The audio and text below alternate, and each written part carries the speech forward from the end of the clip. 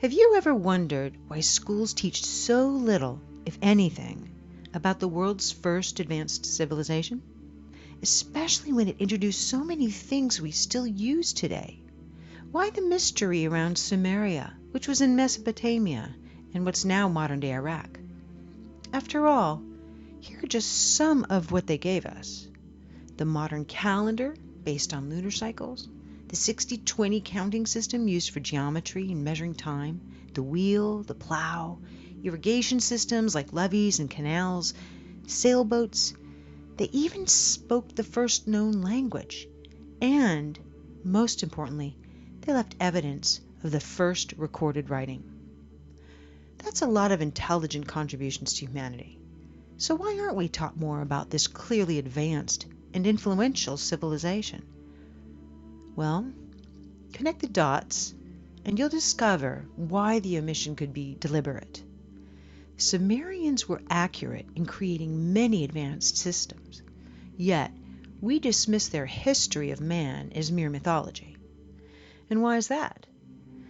Well, if we gave the same credibility to their written history as we've given their inventions, we'd be teaching a completely different version of our origins. And we'd be thinking a lot more about what our future may hold. So let archaeologists continue to debate the history and evolution of man.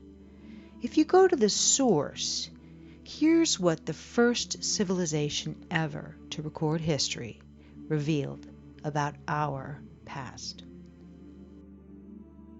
In 1849, a British archaeologist discovered 14 tablets in Sumeria.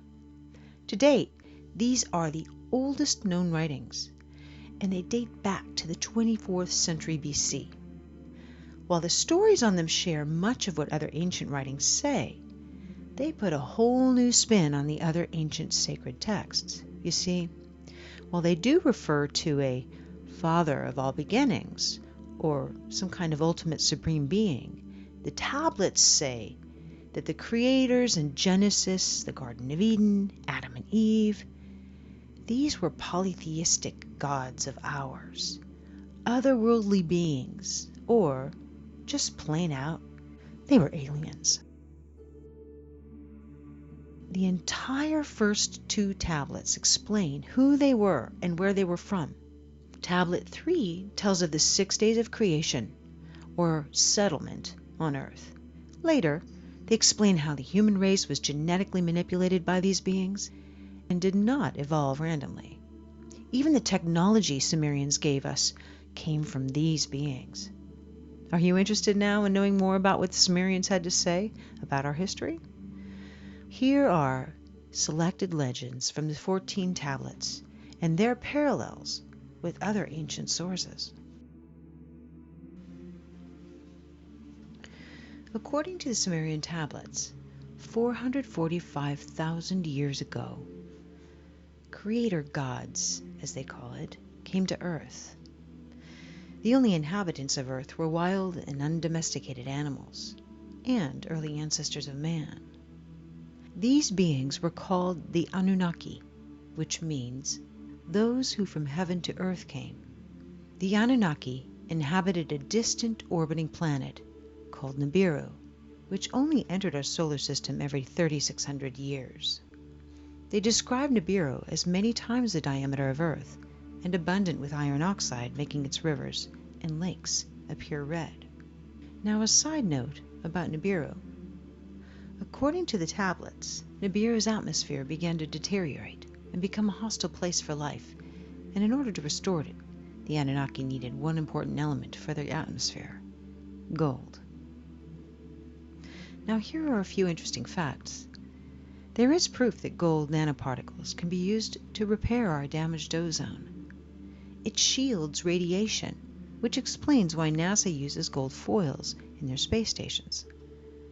While NASA is currently aware of 8 official planets in our solar system, there has been much speculation about the wobbly orbit of 2 planets, which points to the likely gravitational pull of a very large mass, which has yet to be discovered.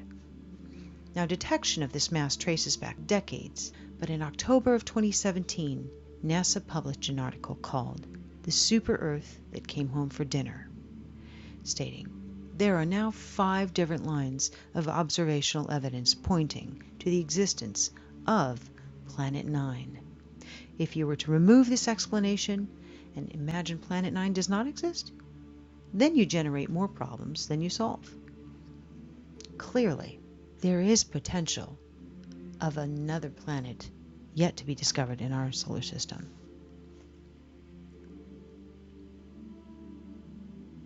Now, when the Anunnaki arrived, they were capable of living lives that spanned hundreds of thousands of years. They created a mining settlement they called Eridug, Earth Station 1, in the Persian Gulf, under a leader named Enki. The tablets convey, "After a kingship descended from heaven, it was in Eridug." These visitors were not alone. They brought another extraterrestrial race with them. They were called the Igigi, and they worked as their slaves. The Igigi were considered inferior. They served the Anunnaki by mining gold. As civilizations grew, the Igigi endured crushing labor. And these stories are consistent with Babylonian tablets from the 18th century BC. When the gods, manlike, bore the labor, carried the load, the gods' load was great, the toil grievous, the trouble excessive. The great Anunnaki made the Igigi undertake the toil. After many centuries, the Igigi rebelled, mistakenly believing they could overcome these oppressive masters. Their defeat almost completely annihilated their race, leaving the Anunnaki without a workforce. Unable to replace the Igigi, Nibiru's ruler, Anu, ordered his son Enki to genetically engineer a new slave race, one that was intelligent enough to perform complex work but still be subservient to the Anunnaki. His experiments are recounted in detail in Atrahasis. Many unique creatures were created. Enki finally successfully met his goal, and the result? A genetic hybrid between Earth's caveman, Homo erectus, and the Anunnaki themselves. This hybrid we call Homo sapiens. The tablets called first men the Adamu. In Hebrew, Adam means man. The Anunnaki put the Homo sapiens to work in the mines and elsewhere in Mesopotamia. The Semitic word avad, or worship, literally means work for. Hence, early men had no choice but to worship their gods. According to the pictographs and texts, these Anunnaki, who we know lived many centuries, were giants compared to the Homo sapiens. Now, because their main purpose in life was to serve the Anunnaki, Homo sapiens were, in return, educated with social skills and academic affairs and technology. All this is abundantly clear in the tablets. The new human slaves were sterile, but as the demand for workforce increased, they were re-engineered so that they could reproduce. This later led to an overpopulation. So later, many humans were banished from the safety of their cities, giving rise to the story of the Garden of Eden and the story of banishment from paradise for procreating. As humans evolved to become more intelligent, some Anunnaki leaders bred with these humans. The children which resulted from these forbidden unions between races were called the Nephilim, or giants of old. Tablets say that these practices enraged Enlil, the Anu leader of that time, who was also the brother of Enki.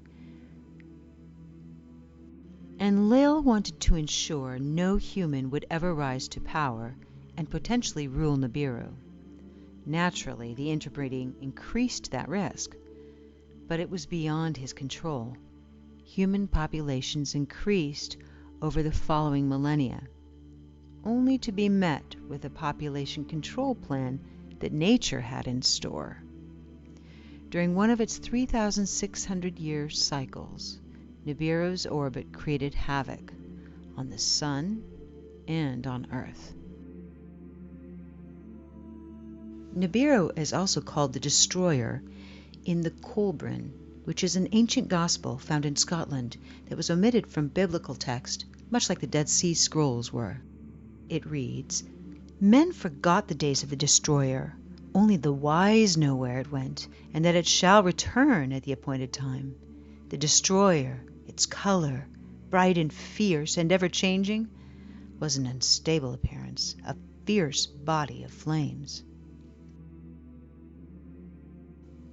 Though stating Nibiru usually passes without causing harm, the tablets describe one cataclysmic event which occurred when Nibiru neared Earth. It says, first, black spots appeared on the Sun's surface. The Earth's magnetic field became weaker, the temperature rose, and ice caps began melting. This event we call the deluge, or the Great Flood. It also reads, "For days before the day of the deluge, the earth was rumbling, groaning, as if with pain. For nights before the calamity struck, in the heavens, Nibiru as a glowing star was seen." Well, according to the tablets, Enlil saw the oncoming disaster as an opportunity to rid the planet of humans that he deemed unworthy. He returned to Nibiru, but many Anunnaki chose to stay, instead witnessing the flooding and the destruction on the planet from their celestial boats which circled the earth. It reads, "Then there was darkness in daytime, and at night the moon as though by a monster was swallowed. The earth began to shake by a force before unknown. It was agitated. In the glow of dawn, a black cloud arose from the horizon. The morning light turned to darkness. Then the sound of a rolling thunder boomed, and lightning lit the skies. On that day, on that unforgettable day, the deluge with a roar began." At that point, the South Pole's huge ice sheets collided and fell into the ocean. This would have created tsunamis everywhere, traveling north to the gold mines in Southeast Africa. The tidal wave continued north until it reached and submerged the city of Eden, one of the first Anunnaki settlements on Earth, now located somewhere at the bottom of today's Persian Gulf. Witnessing the cataclysm, Enki, who felt sympathy for his creations, instructed his chosen ones to build boats. Among these few humans was Zayasudra, we know as Noah, and his family. A great storm with heavy rains started. The tidal wave kept sweeping the earth for 7 days until it finally came to a halt. But the heavy rains continued for 40 more days and nights. The story of the deluge is recorded in almost every civilization on our planet. Core ice samples taken from Greenland and Antarctica illustrate that at the height of the last ice age, the sea levels were 425 feet lower than they are today. And, more importantly, there is a clear indication of a rapid sea rise. After the deluge, reconstruction of a new spaceport began. The text describes how the Anunnaki made their buildings according to the position of the stars. It reads, "Let the heart of the plane, the heavens, reflect." Once Enki to this agreed, Enlil from the skies of distances took measures. Indeed, the pyramids, now questioned to be much older than originally determined, and many other ancient monuments are, in fact, aligned to the stars.